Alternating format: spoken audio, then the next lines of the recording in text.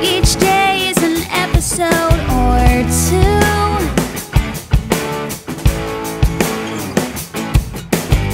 Some man blows her a kiss, stabs his face right with her fist. Ooh. Okay, we're here with Bernstein. Want to say hi to my fans? Hello, nice to see you all here. So exactly who is Bernstein? Oh wow, that's starting off very philosophical question. I'll start off with my age. I'm 25. I am a New Yorker, kind of. I've lived here 7 years. And I'm a songwriter. And I guess I'm a dreamer as well. I guess it's kind of like there are a lot of songs about the kind of the intersection between dream and reality. And I'm 25, going to be 25. My birthday is July 15th. So I don't know if this will be airing before or after that. But I'm kind of at this stage in my life where I'm still figuring things out, and I know that being in a creative field is a very, very difficult thing. So there are certain songs in the album like Training Unicorns or Risk, and this other song Tunnel Vision, which are sort of about coming to terms with the hardships of that. Yeah, so Training Unicorns is very interesting. Why don't you talk a little bit about that? Sure. So that song started like Not Backing Down, right? Yeah, so that's kind of an inspirational song. It started off, I went to a prestigious college undergrad, and whenever you go to parties after college, everyone always asks you, what are you doing now? What are you doing with your life? And whenever I said that I'm songwriting, or my day job also, I work as a composer for advertising, but whenever you say that you're doing something that's creative, people give you this look as if you said I'm training unicorns, because they just don't understand that that could be an actual legitimate career path. And so the song sort of starts out with that joke, and then that becomes like the metaphor for the song, that you shouldn't care what other people think or any judgments, but just to continue to follow your dreams in spite of what other people say, or in spite of your fear of not what's going to happen if I don't follow that traditional path.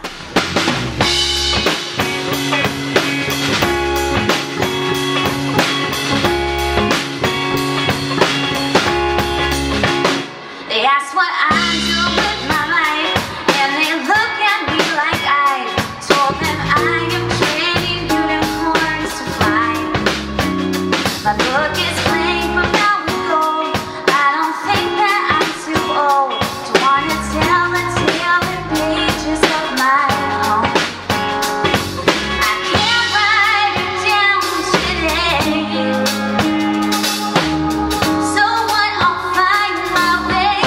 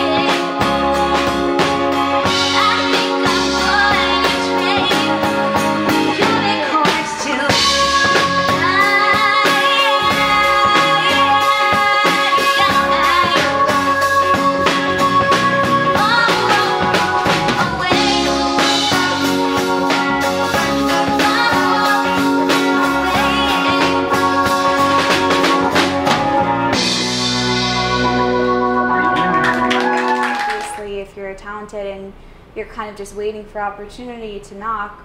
In this day and age, it's really hard to kind of expect opportunities to come to you. So I think it's a combination of those things, and my parents believe that and know that I work very hard to get my music out there and to be heard, and so yeah, they're very supportive of that. Now, talking about opportunities, you recently got to open up for Bare Naked Ladies. I did, yeah. That was really fun. They're all super nice, really relaxed, chill guys. They're all from Canada, so they have this completely different demeanor than New Yorkers. They're just generally more relaxed too. They're kind of just like, I don't know, New Yorkers have the sense of like, this needs to be done now and this time and blah, blah, blah, and like, they're kind of just a breath of fresh air. So I think, you know, the band has changed a little bit. I don't know if you knew this, but there's just 4 members now. Steven, the other lead singer, has left to do solo projects. So, you know, they're all just very nice guys. I think the most interesting thing for me was my first sound check. Ed, who's now taken over the whole lead singing vocals, you know, lead guitar. He sat in on my first sound check, which he completely didn't have to do. You know, I'm just like 4 in the afternoon. He has much better.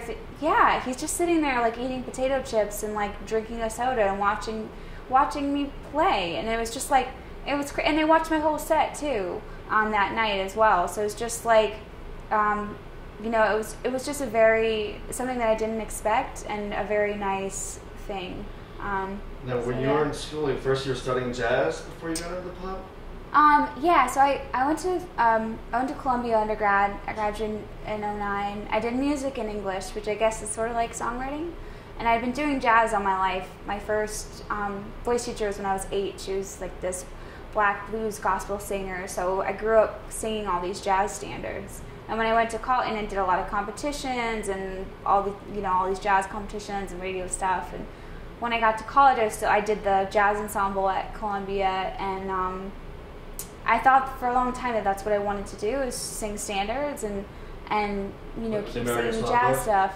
What? Like the American Songbook? Or? Yeah, like the American Song, you know, like all of those great, you know, Someone to Watch, kind of Gershwin stuff too, like Someone to Watch Over Me and Can't Take That Away From Me. All those great, wonderful songs, which definitely taught me a lot about songwriting, and also about just, because jazz is all about phrasing and timing. So I think it gave me a really good sense of timing and rhythm and how I could lay behind the beat. How I had this one jazz instructor in college, she would have me write out a song or write out the phrase and then have me say, not even sing, how you could enunciate different words in different ways. So that gave me a really good sense of kind of how a line could be sung in a lot of different ways. Yeah, notice that on your latest CD, it was very like tight phrasing. Yeah, I think very in the time, changing the time. Yeah, I think that's from jazz, but also just from listening to a lot of great songwriters. I mean, even Bare Naked Ladies or Fiona Apple or Gwen Stefani, all these people who I like you know, modern music that because I grew up in the 90s, so a lot of 90s rock, and Alanis Morissette, all of these people who I listened to growing up in combination with other stuff like jazz musicians, the Beatles, Rolling Stones, all the stuff that my parents listened to, that gave me a really good sense of phrasing and rhythm and timing, and there aren't really any throwaway words in any of those. I think again in Bare Naked Ladies, they have really interesting kind of turns of phrases. You know, they're very playful, and there's not really, I like I said, this is repeating myself now, but there aren't any throwaway words. It's just like they have a very clear sense of what they want to say, and I love how their metaphors are so seemingly simple, but just very complex. So I think in terms of what I've learned from jazz, it was definitely about the timing and the rhythm, and the first songs I was writing throughout high school and college, they kind of had more jazz influences, and eventually I started incorporating those songs into my sets. When I was out, you know, in college playing out in New York, I'd sing, you know, half set of standards, and then I'd throw in a couple of originals, which definitely veered a lot from what the standard sounded like, until eventually all of my sets were originals, and then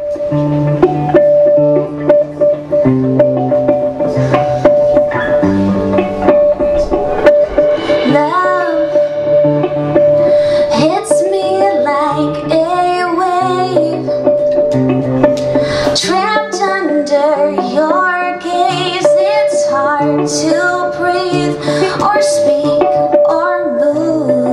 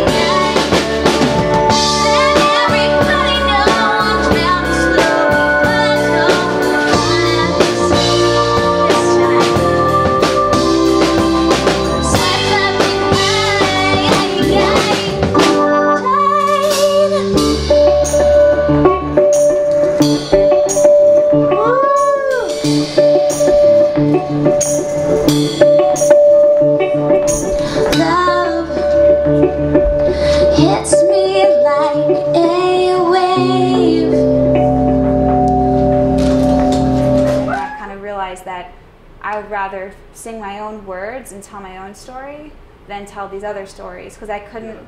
They've been told so many times before, and not that I didn't feel like I had the authority to tell them, but I just felt like I had other things to say, and these were great vehicles for me, and I still love singing standards, but I just wanted to. I had this creative juice inside me that was flowing, and I wanted to be able to just get that out and start writing my own stories. There's some songwriting workshop you did with. So yeah, I did. I started in 2009 after I graduated college. I got accepted into the Songwriters Hall of Fame. Yeah, that's what which is that's you have to apply for this workshop, and it's competitive to get in. They only take like 10 people. And basically the way that it works is every week someone from the industry, like a music publisher or someone from a record label, will come in and you'll play your song for them, either live or a recorded version, and they'll give you honest feedback about it. Like, this is good, but I don't know what you meant by that line here, or I like this, but this needs more lift there, or the hook isn't strong enough. And you're hearing it straight from the horse's mouth. This is the person that you want to hear your stuff, so hearing that feedback is so valuable. So that was that kind before of your first CD, or?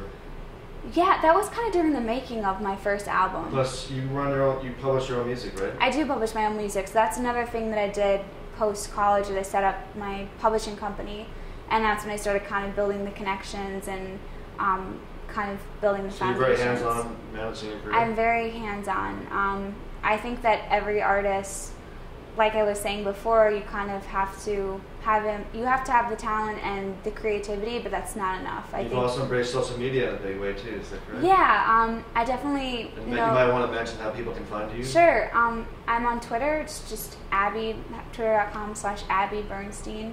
The spelling of my name is just Abby, Bernstein. And everything's easy to remember. Facebook's just Abby Bernstein. Website's just abbybernstein.com. So yeah, you like interacting with people on Twitter? I do. I noticed today you were very excited about your Fearless interview.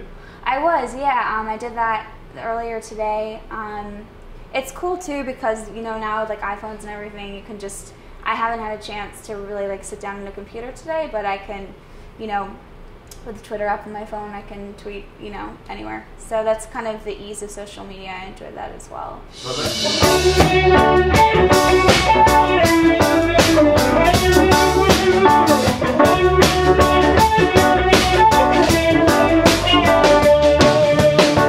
Mary's son is my part-time lover, 'cause he's full of come-true dreams. More than another man who got my number, 'cause his mother's my English teacher.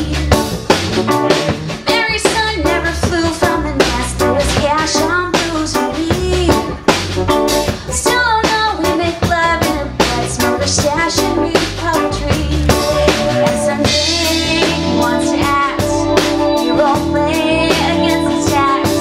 When I study classics, I'll think of us in the library on Mary's side. They'll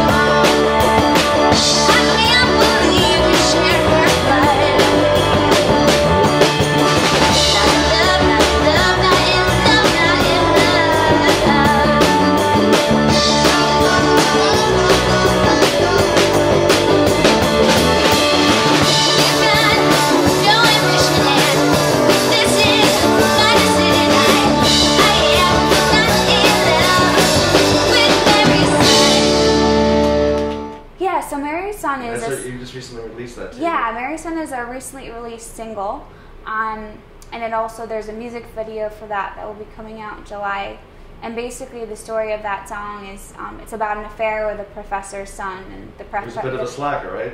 Yeah, so the professor's Mary, and the protagonist of the song thinks that Mary's son is going to be like the professor, that he's going to be smart and ambitious, and she has a Pulitzer Prize, which is very well-rounded. But you later read in the song, so I remember. What?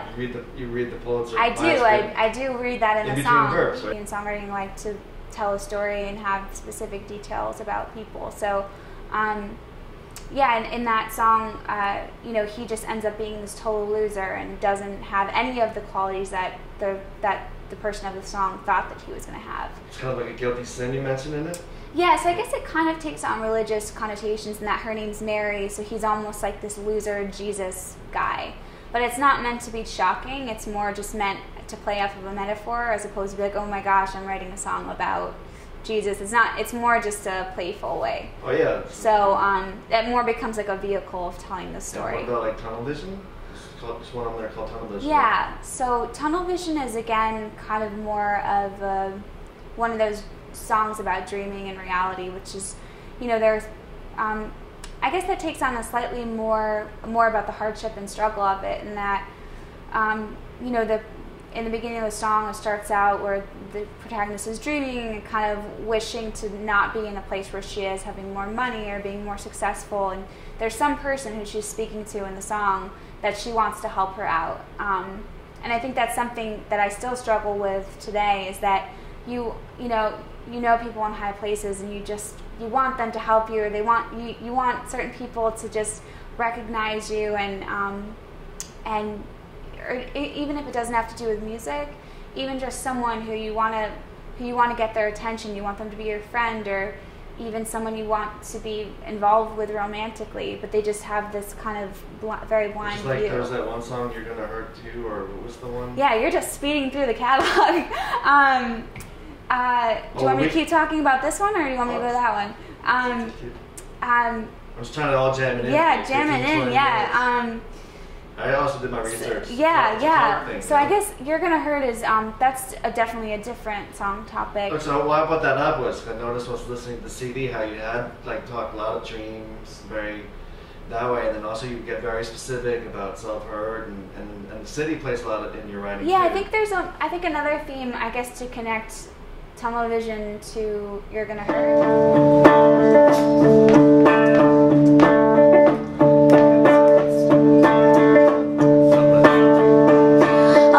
Street and hold my breath. This cold concrete is where the dead are put to rest. Oh, some spirits still tread. It grabs my face, gives me a kiss. The city grave we're lying in is hard to dismiss. I wonder if, like these ghosts, they gather